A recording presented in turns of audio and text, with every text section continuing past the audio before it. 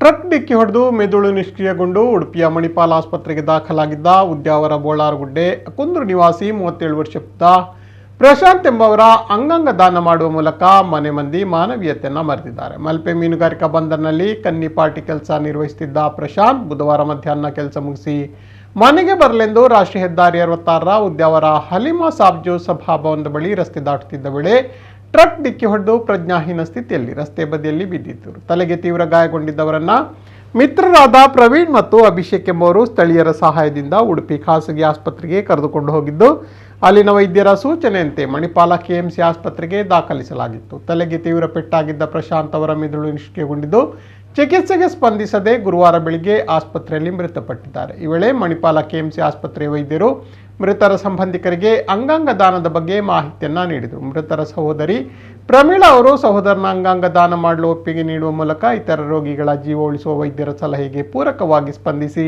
ನೋವಿನಲ್ಲೂ ಮಾನವೀಯತೆಯನ್ನು ಮೆರೆದಿದ್ದಾರೆ. ಅಪಘಾತಕ್ಕೆ ಕಾರಣವಾದ ಟ್ರಕ್ ಚಾಲಕ ಬಿ ಜಗನ್ನಾಥ ಗೌಡ ಎಂಬಾತನ ವಿರುದ್ಧ ಪ್ರಕರಣ ದಾಖಲಿಸಿಕೊಂಡಿರುವ ಕಾಪು ಠಾಣೆ ಪೊಲೀಸರು ವಶಕ್ಕೆ ತೆಗೆದುಕೊಂಡು ತನಿಖೆ ಮುಂದುವರಿಸಿದ್ದಾರೆ.